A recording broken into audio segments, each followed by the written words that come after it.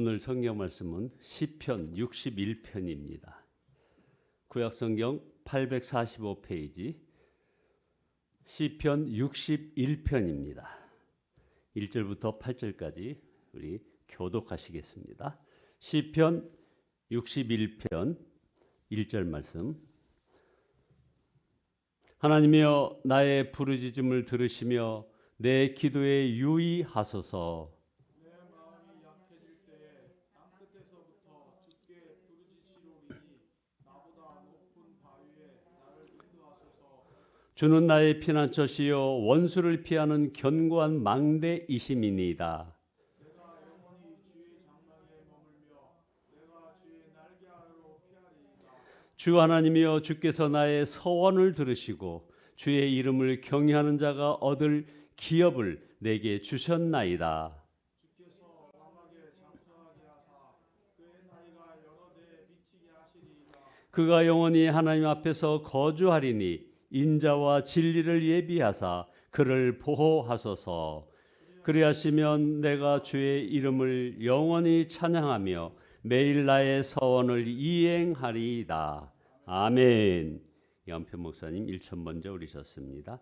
김길자 사모님 1,000번째 오르셨습니다. 방희조 목사가정 1,000번 감사한 거 올렸습니다. 기도 올리겠습니다. 말씀 한마디로 우주 만물을 창조하시고 저희들의 생사화복을 주관하시는 전능하신 하나님께 찬양과 경배와 영광을 올려드립니다.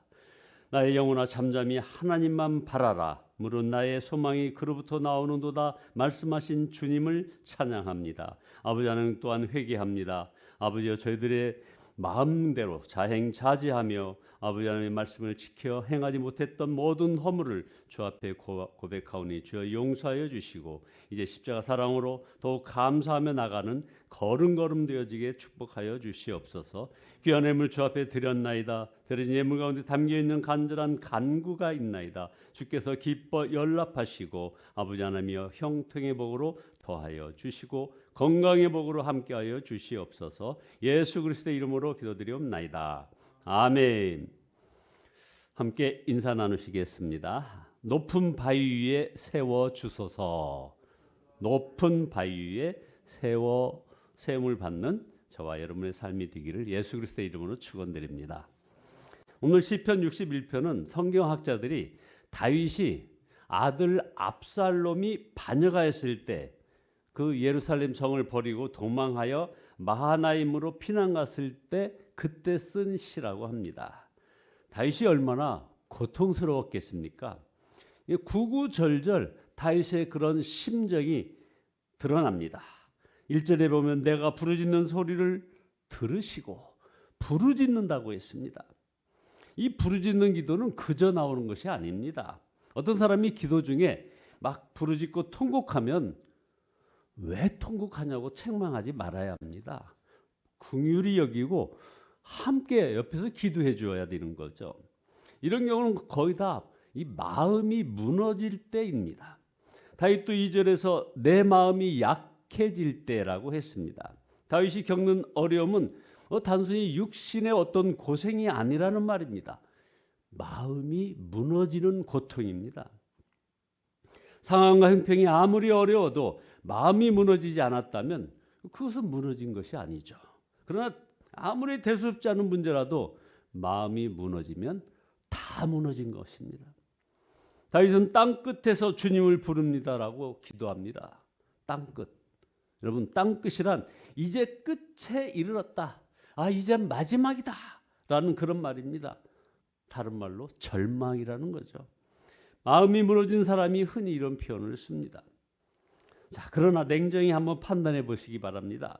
다윗이 아들 압살롬의 반역으로 궁지에 몰려서 왕권을 빼앗기고 먼 곳으로 쫓겨 피난 간 신세인데 그가 고생하고 힘든 형편에 처한 것은 충분히 인정할 수 있지만 모든 사람이 겪는 고통 중에 가장 심한 고통을 겪었다고 할 수는 없는 것이죠. 아마 이 자리에 있는 분들 나보다는 나아요 이렇게 얘기하는 분들 계실 수 있습니다. 내가 겪는 고통은 다윗보다 훨씬 더 커요 하고 외칠 분들도 있는 겁니다. 그렇습니다. 다윗이 자신이 땅끝에 있다고 말하는 것은 마음이 무너졌기 때문에 그렇게 여기고 있는 것이죠. 자살하는 사람이 바로 이처럼 마음이 무너진 사람들인 거죠. 그런데 다윗이 이처럼 마음이 무너진 이유가 무엇일까요? 그동안 영원하리라, 결코 무너지지 않으리라고 생각하고 의지하였던 것이, 그것이 무너졌기 때문입니다. 그는 왕이었습니다. 세상에 왕의 권세보다 굳건한 터가 어디 있겠습니까? 그러나 한순간 흔들려 무너졌습니다. 또한 그는 압살롬의 아버지였습니다.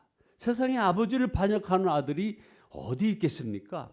그러나 그런 일이 일어난 것을 이걸 어떻게 합니까? 이런 상황이 돼서야 다윗이 비로소 깨달아지는 것이 있었습니다.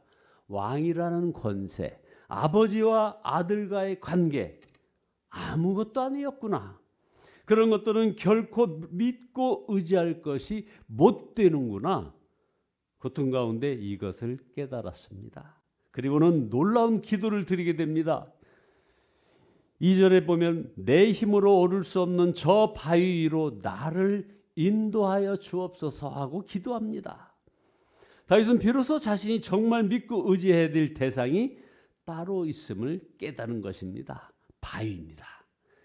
그것은 어떤 일이 있어도 결코 흔들리지 않는 터, 이걸 말하는 것이죠. 곧 하나님입니다. 다윗이 위대한 것은 고통 중에서 바로 이것을 깨달았다는 것입니다. 그가 믿고 의지했던 것이 무너졌을 때 즉시 하나님을 바라봅니다. 3절에 주는 나의 피난처시요 원수들에게서 나를 지켜주는 견고한 망대이니라. 내가 영원토록 주의 장막에 머무르며 주의 날개 아래로 피하겠나이다 하고 고백을 합니다. 하나님만이, 오직 하나님만이 진정한 피난처요 견고한 망대요 장막이고 덮는 날개임을 기억한 것입니다. 왕 아닙니다. 아버지 그것도 아닙니다. 우리가 이렇게 어리석습니다. 다윗이 이것을 몰랐을까요? 너무나도 잘 알면서도 눈에 보이지 않는 하나님보다 눈에 보이는 것을 믿고 의지하게 되는 것입니다. 이제 하나님을 찾게 되자 다윗의 고백이 이제 갑자기 달라집니다. 5절에 보면 주님은 나의 하나님, 주님께서 나의 서원을 들어주시고 주님의 이름을 경외하는 사람들이 받을 유업을 내게 주셨나이다. 자, 다윗에게 평안이 찾아왔습니다. 담대해졌습니다. 그리고 다시 소망이 넘쳤습니다. 다윗이 바위 위에 선 것입니다. 여전히 상황과 형편이 달라진 것은 없지만 모든 것이 달라진 것입니다. 오늘 우리가 부른 찬송가 370장에 주 안에 있는 나에게 2절 가사에 보면 그 두려움이 변하여 내 기도 되었고 전날의 한숨 변하여 내 노래 되었네 라고 노래하는데 정말 다윗의 두려움이 변하여 기도가 되었습니다.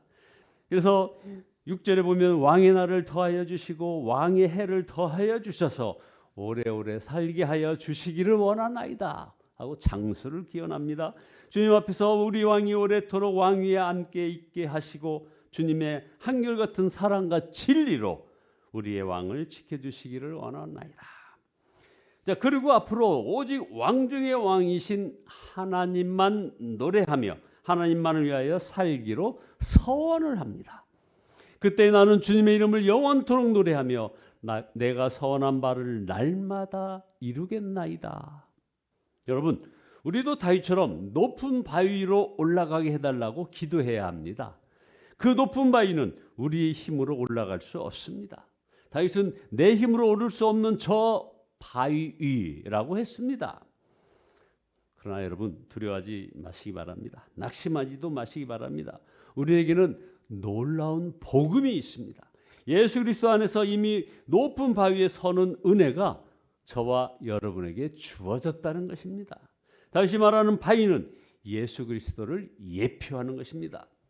고린도전서 10장 4절에 보면 다 같은 신령한 음료를 마셨으며 이는 그들을 따르는 신령한 반석으로부터 마셨음에 그 반석은 곧 그리스도 주시니라. 그렇습니다. 예수 그리스도를 정말 마음의 주요 왕으로 영접하면 반석 위의 선자가 됩니다. 어떤 일이 와도 흔들리지 않는 삶을 살게 되는 겁니다. 그래서 고린도후서 4장 7절 말씀처럼 우리가 이 보배를 질그릇에 가졌으니 하면서 우리가 사방으로 우겨쌈을 당하여도 쌓이지 아니하며 답답한 일을 당하여도 낙심하지 아니하며 박해를 받아도 버림받지 아니하며 거꾸로 뜨림을 당하여도 망하지 아니하고. 때때로 예수님을 믿고도 하나님은 어디 계신가 이렇게 탄식할 때가 있습니다. 그러나 눈이 가리워서 그런 탄식을 하는 것이지 우리 안에 하나님이 계십니다. 빌립보서 2장 13절에 너희 안에서 행하시는 이는 하나님이시니 자기의 기쁘신 뜻을 위하여 너희로 소원을 두고 행하게 하시나니. 여러분의 마음에 하나님의 갈망이 없습니까? 그것이 하나님께서 여러분 안에 계신 증거인 것입니다.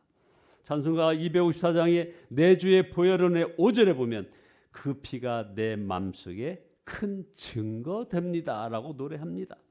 여러분 안에 십자가의 보혈, 나의 죄를 씻기는 그 속죄의 보혈에 대한 그런 믿음, 그 믿음이 다 있을 줄 믿습니다. 그렇다면 예수님의 보혈이 여러분 안에 있는 것입니다. 이 얼마나 놀라운 축복이며 정말 엄청난 기적입니까? 주님이 우리 마음에 살아계시다는 확실한 증거가 우리에게 있는 것입니다. 하나님이 우리 안에 계시다면 어떤 형편에서도 우리는 아직 끝나지 않았습니다. 우리가 할 일은 오직 예수님만이 나의 의지하고 믿고 살 반석임을 분명히 하고 정말 예수님을 왕으로 영접하고 순종하며 사는 것입니다. 그러면 흔들리지 않고 무너지지 않는 삶을 살게 되는 것입니다. 따라서 원수도 용서하고 사랑하는 사람이 될 수 있고요. 원수도 사랑하는 것 힘든 계명이 아닌 것임을 알게 되는 겁니다. 누구로부터도 비난받을지라도 화나지가 않습니다. 하나님의 사랑을 믿으니 염려, 걱정, 불평, 원망 없이 찬양하고 감사만 나오는 겁니다. 더 이상 은밀한 죄의 종로로 타지 않습니다. 영원한 하나님의 나라를 바라보니 고난도 죽음도 두렵지 않고 이것을 축복이라고 믿어지는 것입니다. 이런 사람은 어떤 일이 있어도 결코 흔들리지도 무너지지도 않습니다. 굳건한 반석 위에 선 것입니다. 마음에 예수님이 왕이신 사람이 바로 그런 것입니다. 여러분, 결코 무너질 것을 의지하지 마시고 오직 주 예수님만 바라보며 살아가시는 저와 여러분 모두 되시기를 예수 그리스도의 이름으로 축원드립니다. 기도하시겠습니다. 무너져야 할 것이 무너지는 것이라면 이제 더 이상 애통해하고 슬퍼하지 않는 저희들 되어지게 도와주시옵소서. 전능하신 주님, 아버지 하나님이여, 우리 이 모든 것을 온전히 감사함으로 받을 수 있게 인도하시고 높은 말 위로 저를 인도해달라는 간절한 간구가 저희 입술을 통해서 흘러나오게 도와주시옵소서. 주님과 더욱 하나 되게 하시고 주님의 마음으로 느껴지고 주님의 눈으로 보게 인도하여 주셔서 주님과 함께 살고 주님과 함께 행동하며 살아가게 축복하여 주시옵소서. 예수 그리스도의 이름으로 기도드리옵나이다. 아멘.